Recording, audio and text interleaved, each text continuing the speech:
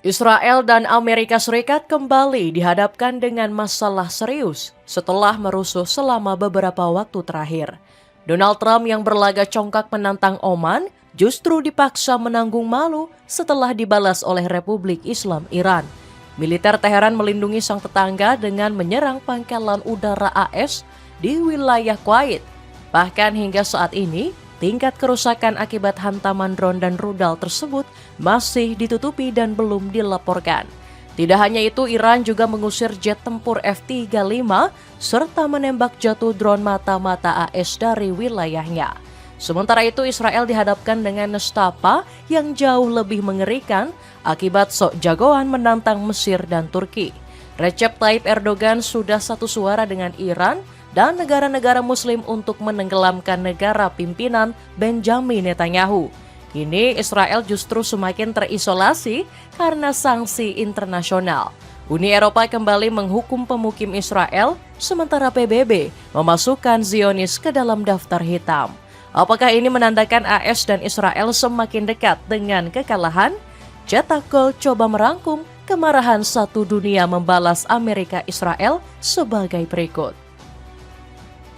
Iran balas kesombongan Trump ledakan pangkalan AS. Ketegangan di Timur Tengah yang sudah lama mereda kembali memasuki titik yang paling mengkhawatirkan. Semua ini bermula dari sikap sang pembuat onar, siapa lagi kalau bukan Donald Trump. Presiden Amerika Serikat itu sekonyong-konyong mengeluarkan ancaman kepada Oman. Ya, salah satu mitra strategis AS di kawasan tersebut sekaligus mediator utama untuk menyudahi perang melawan Iran. Bukan main, Trump sampai mengancam bakal meledakkan Oman sampai tak bersisa. No, the strait's going to be open to everybody. It's international waters. Nobody's going to control it. We're going to watch over it. We'll watch over it, but nobody's going to control it. That's part of the negotiation that we have. They would like to control it. Nobody's going to control it. It's international waters, and Oman will behave just like everybody else, and we'll have to blow them up. They understand that. They'll be fine. Lantas, apa yang membuat Trump tiba-tiba mengancam negara berjuluk negeri permata Arab tersebut? Melansir dari Al Jazeera, hal ini dikarenakan adanya potensi Oman bekerja sama dengan Iran untuk mengendalikan Selat Hormuz. Namun, apakah itu menjadi satu-satunya alasan Trump mengeluarkan kata-kata seliar itu? Jawabannya tentu saja tidak. Pasalnya hal ini juga dipicu sikap Oman yang sejak awal menentang perang AS dan Israel melawan Iran. Usut punya usut, Said Badr al-Busaidi sempat menulis opini di majalah The Economist. Menteri Luar Negeri Oman itu mencaci AS yang menurutnya melakukan perang secara ilegal. Al-Busaidi juga menyebut AS telah mempertaruhkan reputasinya di Timur Tengah jika terus berperang di sisi Israel. Tulisan tajam itu dilaporkan sampai membuat pihak Washington merasa terusik. Sementara itu dari sisi berseberangan, Oman juga punya alasan tersendiri sampai berani bertindak seperti itu. Pasalnya berbeda dengan sekutu lainnya di wilayah Teluk, Amerika tidak memiliki pangkalan di teritorial Oman. Mereka hanya mengandalkan akses reguler untuk angkatan lautnya di Pelabuhan Duqm. Selain itu, Oman juga tidak takut karena dipastikan mendapat perlindungan dari sang tetangga, yakni Republik Islam Iran. Benar saja, otoritas Teheran langsung merespon tegas gertakan AS.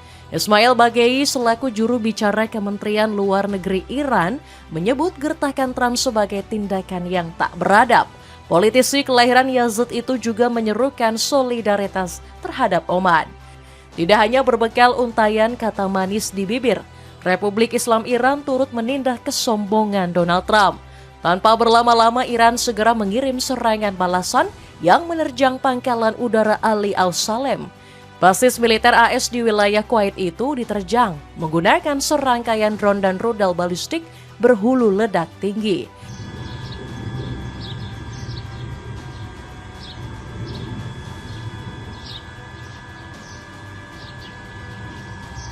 Akibat serangan tersebut, Kuwait seketika berubah layaknya Israel.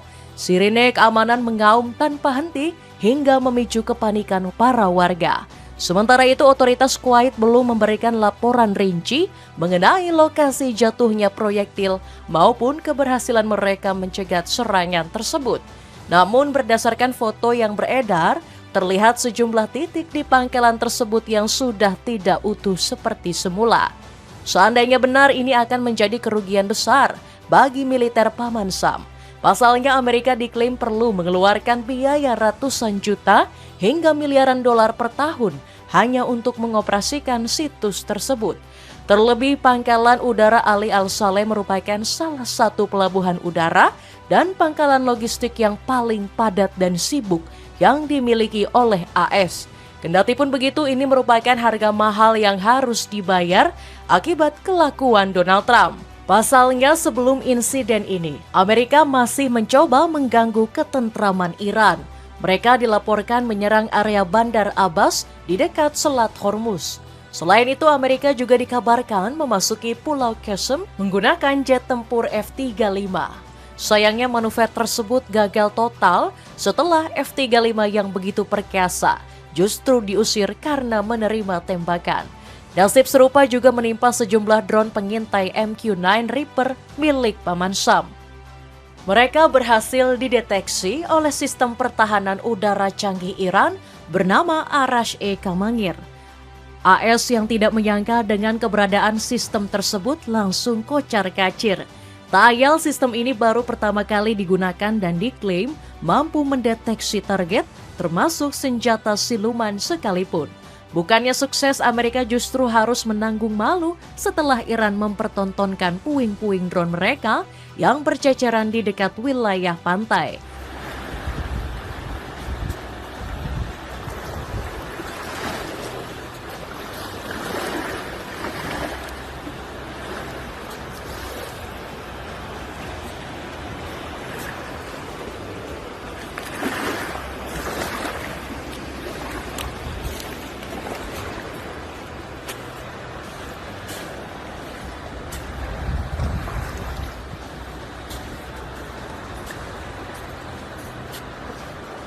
Meski sudah dipermalukan separah itu, Donald Trump justru masih berani bersikap tebal muka.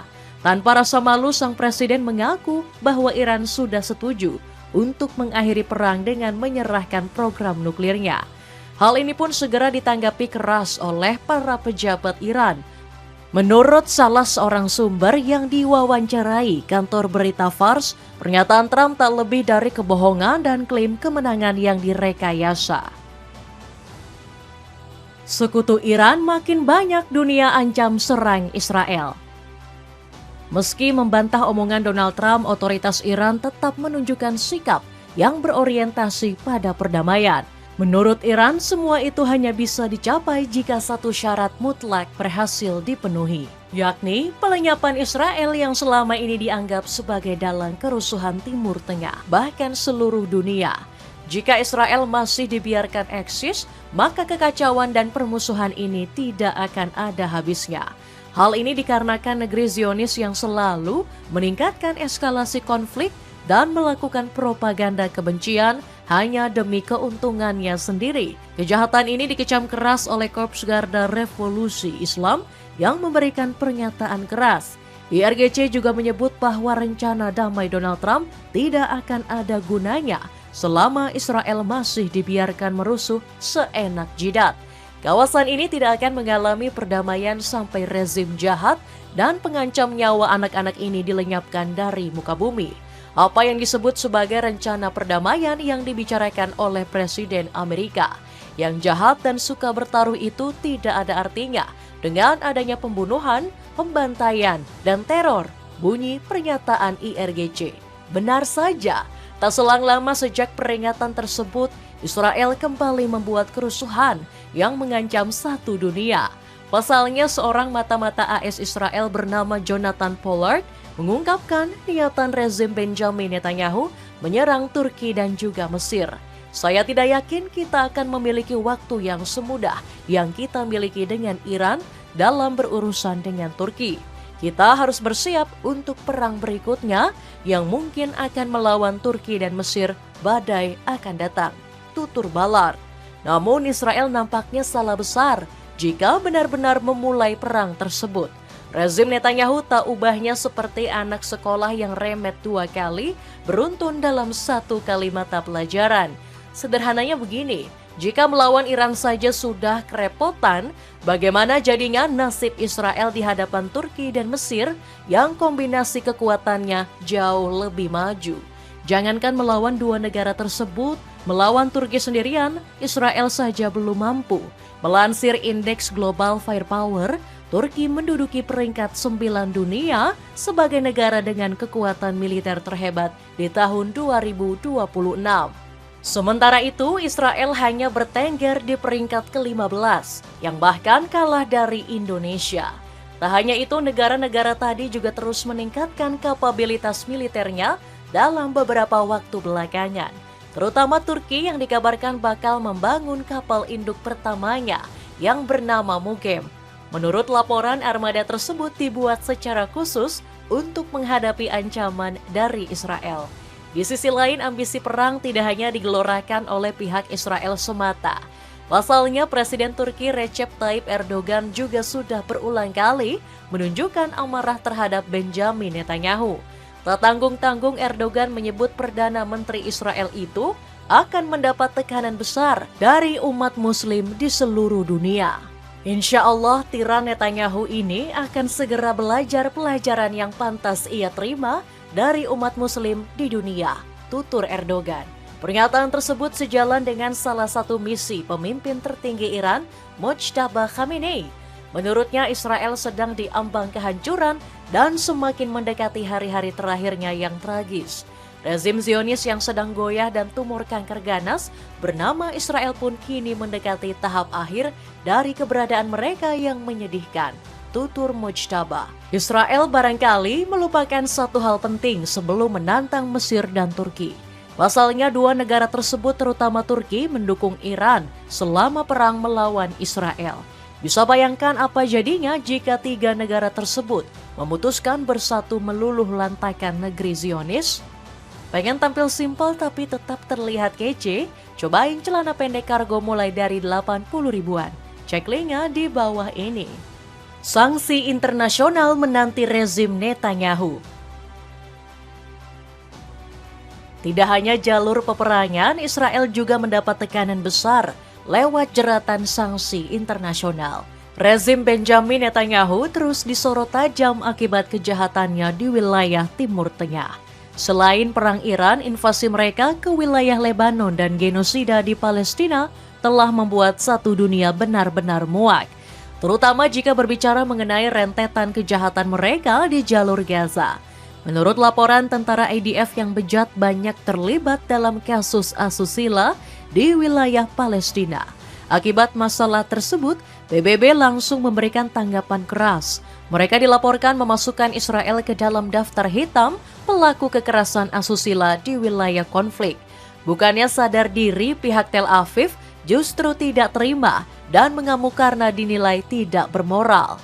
Tidak hanya itu, Dani Danon selaku Duta Besar Israel untuk PBB juga mengolok Sekjen Antonio Guterres sebagai penyebar kebohongan. Danon lantas menyerukan bahwa Israel tidak lagi terikat dengan PBB. Keputusan untuk memasukkan Israel ke dalam daftar hitam dan menuduh kami menggunakan kekerasan seksual sebagai senjata perang adalah keputusan yang keterlaluan. Sekretaris Jenderal dan timnya terus menyebarkan kebohongan terhadap Israel, menempatkan kami dan Hamas dalam daftar yang sama. Itu tidak dapat diterima, tutur Danon. Sementara itu dari pihak PBB justru mengatakan sebaliknya, bahwa Israel masih beruntung karena baru dimasukkan ke daftar hitam tersebut. Menurut Rim Al-Salim selaku pelapor khusus PBB, Israel seharusnya sudah dijebloskan sejak lama. Pencantuman ini seharusnya sudah dilakukan sejak lama dan pencantuman ini tidak bisa datang lebih cepat lagi, ujarnya. Di sisi lain, PBB bukanlah satu-satunya pihak yang menghukum Israel. Pasalnya, ada juga Uni Eropa yang nampaknya sudah kesal sampai ke ubun-ubun terhadap kelakuan Zionis. Dewan Uni Eropa telah mengadopsi langkah-langkah pembatasan terhadap entitas dan individu yang terkait dengan pemukim ekstremis Israel atas pelanggaran hak asasi manusia. Menurut laporan, setidaknya terdapat 21 orang dan 3 entitas yang bakal dihukum oleh benua biru. Dari beberapa nama tersebut, salah satunya adalah Daniela Weiss selaku Direktur Gerakan Permukiman Nakala. Menurut Uni Eropa, mereka mendorong dan memfasilitasi kekerasan yang berujung pada pengusiran paksa warga Palestina. Di sisi lain, sejumlah negara Eropa juga melakukan pembatasan masing-masing guna menyangsi Israel. Seperti halnya Irlandia yang menerbitkan rancangan undang-undang larangan perdagangan dengan pemukim Israel. Bahkan kabarnya Irlandia bakal menambah larangan tersebut dari yang semula hanya menyangkut barang menjadi barang dan jasa. Hal ini dikarenakan sikap sembrono Israel yang ingin terus memperluas penjajahan di wilayah tepi barat. Pernyataan tersebut dilontarkan oleh Menteri Luar Negeri Irlandia, Helen McEntee. Eskalasi kekerasan pemukim baru-baru ini di tepi barat yang diduduki menunjukkan bahwa pemerintah Israel tidak memiliki keinginan untuk solusi damai, tutur Helen. Jaket super tebal dari brand X Urban kini ada potongan harga mencapai 45%. Cek linknya di bawah ini. Itulah ulasan kemarahan satu dunia membalas perlakuan Amerika dan Israel. Bagaimanakah pendapatmu? Apakah tekanan masih dari publik internasional bakal menghentikan kejahatan Donald Trump dan Benjamin Netanyahu? Coba tulis pendapatmu di kolom komentar di bawah ini.